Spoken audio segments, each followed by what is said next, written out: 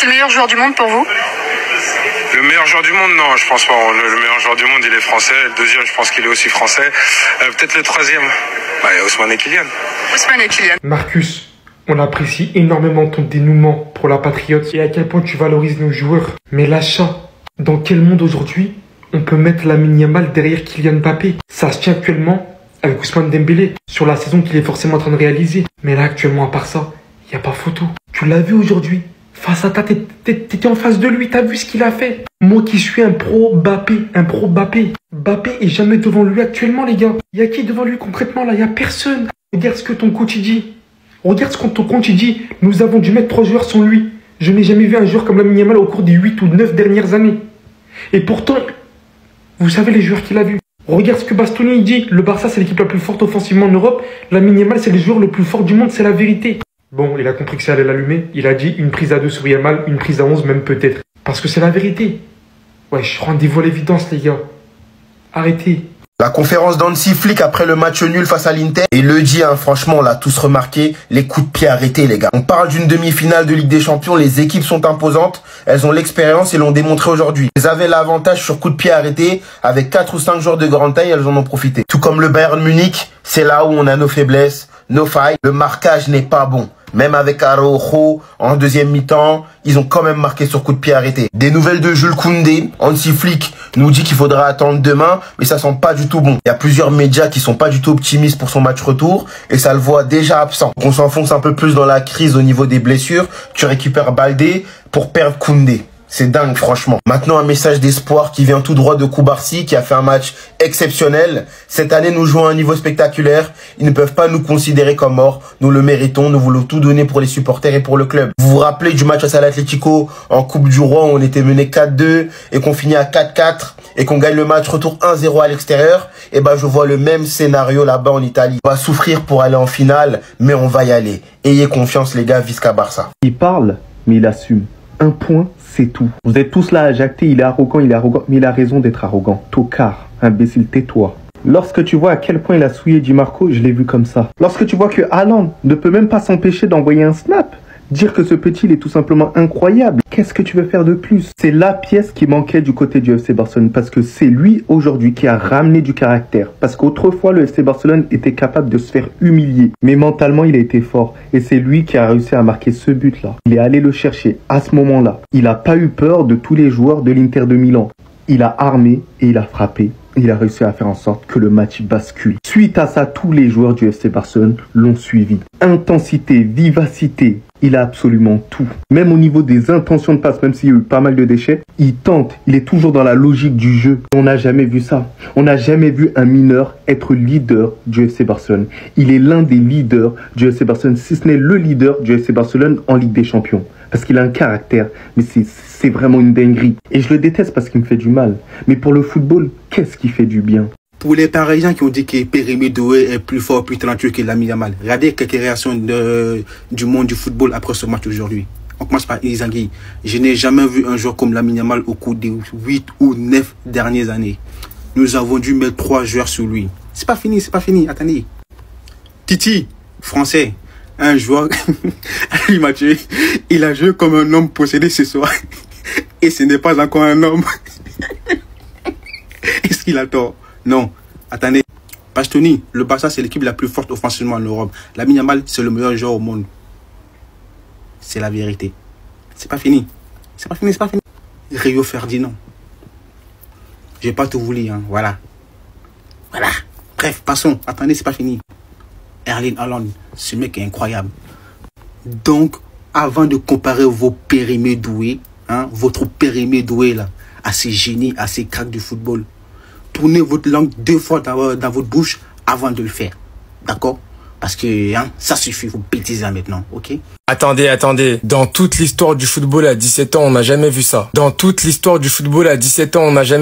Ça ne sert à rien de venir bombarder les commentaires. Je ne veux rien savoir. Je ne suis pas ouvert au débat. J'espère que je me suis bien fait comprendre. Merci. Je vous parle premier degré, j'ai même plus les mots. Avant le match, à l'échauffement, il avait ressenti des douleurs. Il était rentré au vestiaire et sur les réseaux, ça disait qu'il était out. Mais en fait, pas du tout. Pas du tout. La seule personne qui était out ce soir, elle s'appelle Di Marco. Lamine Yamal, il lui a fait un boulot, tellement c'était hard, Inzaghi, il l'a fait sortir. Rendez-vous compte de la folie. À 17 ans, c'était sa première demi-finale de LDC. Il a posé une masterclass. Il a inscrit à lui tout seul un but qui est iconique. Ça restera dans l'histoire. Vraiment, j'ai pas les mots. Ça, c'est Thierry Henry sur le match de Lamine Yamal. Il a joué comme un homme possédé ce soir. Ce n'est pas encore un homme. Le petit, il a 17 ans, il est encore mineur. Marcus Thuram, une prise à 2 sur Yamal. Une prise à 11 même peut-être. C'est incroyable. Inzaghi, l'entraîneur de l'Inter. Je n'ai jamais vu un joueur comme Lamine Yamal au cours des 8 ou 9 dernières années. Nous avons dû mettre 3 joueurs sur lui. Aujourd'hui, il a joué son 100e match avec le Barça. Et pour un 100e match, croyez-moi qu'il nous a tous respectés. Toutes les personnes qui payent des abonnements, toutes les personnes qui regardent les matchs. Aujourd'hui, cet enfant de 17 ans qui s'appelle Lamine Yamal, il nous a respectés. Merci Lamine Yamal. Défensivement, le Barça est beaucoup trop léger pour gagner cette Ligue des Champions. Certains diront ce soir, oui, on a vu un super match, les gars, on a vu une super demi-finale de Ligue des Champions. On est d'accord qu'on s'est régalé parce qu'on a vu 6 buts. Mais moi, par contre, j'ai pas vu une grande demi-finale de Ligue des Champions. J'ai vu 2 équipes avec notamment des niveaux défensifs qui sont catastrophiques. À commencer par le Barça. On est quand même en demi-finale de Ligue des Champions. Tu prends un but au bout de 40 secondes à la maison. Tu perds 2-0 au bout de 23 minutes. Alors oui, on l'a dit, on en a parlé avant. Le Barça a une grande qualité. C'est qu'ils ont des ressources incroyables, psychologiques, techniques, tactiques. Et un joueur comme Lamine Yamal qui est extraordinaire. Voilà, extraordinaire. Je pense que t'enlèves un Messi, un CR7, un Neymar, c'est peut-être l'un des plus grands talents que le football nous ait pondu depuis très longtemps. Il est extraordinaire, les gars, il est même pas un corps majeur. Et pour moi, aujourd'hui, ça cache vraiment de trop grosses fragilités du Barça. Parce que tu prends quand même 3 buts chez toi, face à une équipe de l'Inter qui a rien produit offensivement ce soir. Hein. L'Inter, c'est quasiment 3 occasions, 3 buts. Même pas. C'est des demi-occasions, ils marquent 3 buts. Et pour moi, à ce niveau-là de la compétition, c'est gênant parce que quand on regarde les adversaires potentiels de la finale, que ce soit Arsenal ou le PSG, pour moi, les 2 équipes sont bien supérieures aux 2 équipes qu'on a vues ce soir parce qu'elles ont une qualité, c'est qu'elles sont plus complètes et qu'elles ont surtout de grosses qualités défensives. On a vu le PSG capable d'aller chercher une victoire 1-0 face à Arsenal à l'Emirates. Voilà, des qualités défensives qui te permettent de tenir un résultat, de tenir dans l'intensité. Ce qu'aujourd'hui, l'Inter n'a rien démontré. L'Inter était à la rue aujourd'hui. Défensivement, offensivement, ça a quasiment rien produit. Et surtout, la faute à un déchet technique. Alors oui, face au Bayern, il y avait beaucoup d'espace, ça s'est régalé. Aujourd'hui, le Barça a mis une vraie intensité physique au milieu de terrain et un gros pressing. L'Inter a eu un déchet qui est juste très limite à ce niveau-là de la compétition. Des pertes de balles à 30 mètres de taquage sur des passes plein axe, c'est pas sérieux. Et le Barça ce soir marque 1 ou 2 buts de plus que c'est pas volé. Mais voilà, pour moi, c'est une petite alerte rouge quand même ce match du Barça, parce que mine de rien, tu fais un match nul à la maison hein, sur une demi-finale de Ligue des Champions, donc rien n'est joué, que tu prends quand même 3 pions, que tu te mets en difficulté, qu'encore une fois, t'es une équipe qui en ce moment est toujours dans la réaction. T'es toujours en attente de « Ah, tiens, il faut qu'on commence à jouer après avoir pris les buts. » Et attention, pour moi, voilà, cette défense, elle fait tâche. Pour moi, aujourd'hui, c'est un peu léger pour aller gagner cette Ligue des Champions cette année, vu les concurrents potentiels en face. Regardez ce qu'il vient de recevoir. Regardez les personnes qui aujourd'hui ont pris parole sur lui. Rio Ferdinand s'incline. En tant que pur talent de football, je vais même jusqu'à que je pense que Lamine Yamal est à un autre niveau que n'importe quel joueur jouant dans les 5 meilleures ligues du football. 17 ans, vraiment incroyable. Durant le match, même la famille Guirassy est choquée du niveau de Lamine Yamal. C'est qui ce gamin? De l'autre côté, Erling Haaland, this guy is incredible. On parle aujourd'hui d'un petit de 17 ans qui vient d'obtenir son 5e match avec le FC Barcelone. 100 matchs où vous pouvez peut-être considérer que 3 d'entre eux sont des échecs, mais à part ça, on n'est que sur de la réussite. Il a battu aujourd'hui Kylian Mbappé en dépassant son record, étant le meilleur jeune buteur de l'histoire des demi-finales de la Ligue des Champions. Il a gagné l'Euro.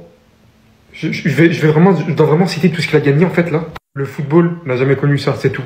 Accepte-le. Et surtout, inquiétez-vous. C'est tout ce que j'ai à vous dire. Si à 17 ans, ce joueur nous montre ça, on ne parle pas de la suite. On parle pas de la suite. Ce qui est en train de se passer, c'est pas normal. On a connu Messi, on a connu Ronaldo. Actuellement, le football, je vous le dis, peut-être qu'il va connaître le meilleur joueur de l'histoire après eux. Ou peut-être même devant eux. Cela ne m'étonnerait même pas. Sachez-le.